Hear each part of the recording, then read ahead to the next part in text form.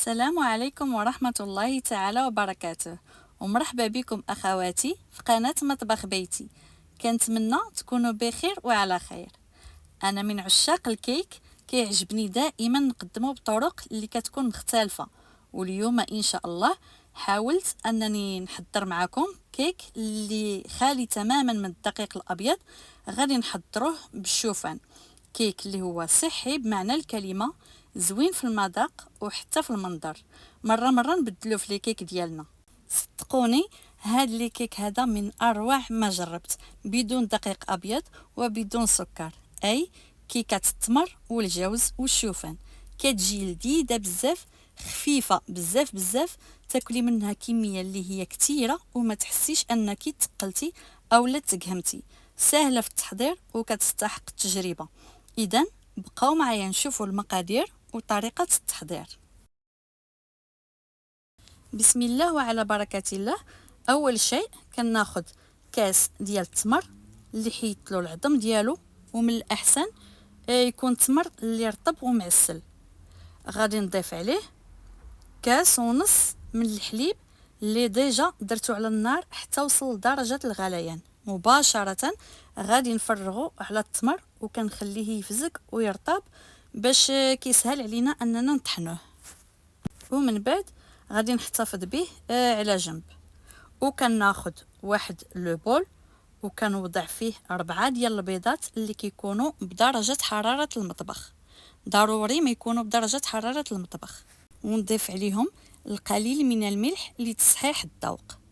ونضيف كذلك ساشية ديال الفاني، وإلا ما بغيتوش تستعملوا السكر بصفة نهائية، يعني كاين شي مشكل صحي، فغادي ديروا فقط النكهة ديال الفانيلا او لا تستغناو عليها بصفة نهائية. وغادي نطربوا هاد المكونات مع بعضها حتى كينسجم ليا البيض مزيان ويتخفق ويطلع ويتضاعف الحجم ديالو. وبنفس الطريقة تقدروا تخدموا هاد الخليط في الخلاط الكهربائي او لا تستعملوا الهاشوار، ماشي ضروري يكون الطراب. غادي نستمر حتى كيولي لي الخليط ديالي على هاد الشكل هذا واللون ديالو كيرجع لينا ابيض. كنضيف معلقه صغيره ديال القرفه، راها كتجي في هاد لي كيك هادي رائعه وكتواتى مع التمر والجوز. وكنضيف كذلك كاس الا ربع من الزيت النباتيه، تقدروا تعوضوها بزيت الزيتون الا كنتو كتفضلوا النكهه ديالها، غير هي تكون خفيفه وما تكونش مجهده باش ما تجيكمش باينه في لي كيك. ممكن ديروا اللي بغيتو، لكم الاختيار. وكناخذ التمر ديالنا من بعد ما كيكون رطاب مزيان وكنطحنوه بالميكسر على هذا الشكل هذا. واللي ما توفرش عنده الميكسر تقدروا تطحنوه في الخلاط الكهربائي. داكشي علاش قلت لكم من الاحسن يكون التمر اللي هو رطب باش يتطحن لينا بكل سهوله. كنستمر حتى كنتحصل على خليط اللي كيكون على هذا الشكل هذا، ما كيبقاش باين فيه الطريفات نتاع التمر نهائيا. وكنضيفو على الخليط ديال البيض مباشره. وراه هاد الكيكه كتجي هي هذيك في الحلاوه، راه كاس نتاع التمر راه ما ساهلش، غير داك الكاس راه كيعطي لها الحلاوه اللي كتجي هي هذيك معتدله. وكنخفق جميع المكونات مزيان حتى كينسجم لينا هذاك التمر مع البيض. عاد غادي نضيف نص كاس ديال الكوك اولا جوز الهند، وكنحاول انني نمزجو واحد شويه. ونضيف كذلك كاس ديال القرقاع اللي طحنته غير واحد شويه، ماشي حتى رجع لينا بودره، كنخليو فيه واحد شويه طريفات باينين باش كيعطينا واحد القرمشه في لي كيك ديالنا ملي كناكلوه. كنمزج الخليط غير بسباتول باش ما يزيدش يتطحن لينا هذاك القرقاع اللي ضفناه، بغيناه يبقى لنا هكا باين في لي كيك ديالنا. وغادي نضيف كذلك 2 كيسان ديال دقيق الشوفان اللي طحنته وغربلته وخديت غير داك الدقيق اللي كيكون رطب حتى طحنوه. عاد عبروا 2 ديال الكيسان اللي كيكون العبار ديال العنبه. وكنضيف كذلك 2 ساشيات ديال الخميره الحلويات، ضروري منها، حيت الا ما ضفناهاش راه كتجي الكيكه ديالنا ما طلعاش نهائيا وكتجينا مدقصه، وانا الوليدات ديالي ما كيبغيولياش الكيك الا ما كانش طالع.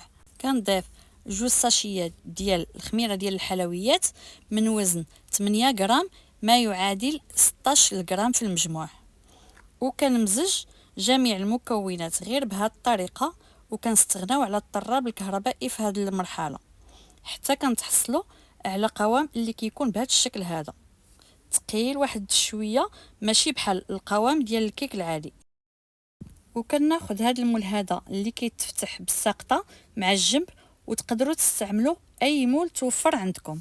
دهنته بالقليل من الزبده ورشيته بالقليل من دقيق الشوفان. غادي نفرغ فيه الخليط ديالي كامل، والفرن من الاحسن تشعلوه من قبل. بالنسبه للفرن الغازي يتشعل غير من التحت كيف العاده، ويطيب على خاطره وعلى اقل درجه حراره. وفي الفرن الكهربائي كنشعلوه حتى هو من التحت حتى كتطلع لينا الكيكه ديالنا وتحمر، عاد كنشعلو عليه العافيه من الفوق باش كتحمر لينا مزيان وكتكمل الطياب ديالها. وكنزينوا لي كيك ديالنا من الفوق على حساب المتوفر اللي عندكم. انا هنايا درت رقائق كاوكاو او رقائق اللوز، اي فواكه جافه عندكم، وتقدروا تخليوها كما هي، لان التزيين والتقديم دائما كيبقى اختياري على حساب المتوفر. وضفت كذلك القليل من رقائق الشوفان اللي كتعطيها منظر اللي هو جميل. وملي كطيب ليا الكيكه ديالي على هذا الشكل هذا، انا هنايا خدات معايا واحد 35 دقيقه، وانتم على حساب الفرن ديالكم. غادي نديمو ليها وكنزينها بحبات من الكركاع اللي هما صحاح على هذا الشكل هذا. وهذه المرحله اختياريه، تقدروا تكتفيو حتى غير بداك التزيين اللي درناه في الاول. الا ما كانش عندكم الكركاع بلا ما تضيفوه.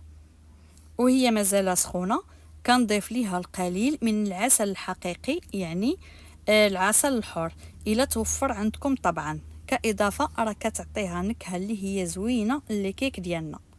وكتضيف ليها كذلك واحد اللمعه، وتقدروا تستغناو عليها الا ما كتبغيوش الحلاوه نهائيا. وكذلك بالنسبه للناس اللي كيعانيو من مرض السكري، تقدروا بلا ما تضيفوها، اكتفيو غير بداك الكاس نتاع التمر فقط راه كافي، كيعطيها الحلاوه اللي هي طبيعيه وكتجي معتدله. انا ضفتها غير على حساب الوليدات باش يبغيو ياكلوها ليا. وكان هذا هو الشكل النهائي ديال الكيك ديالنا ديال اليوم.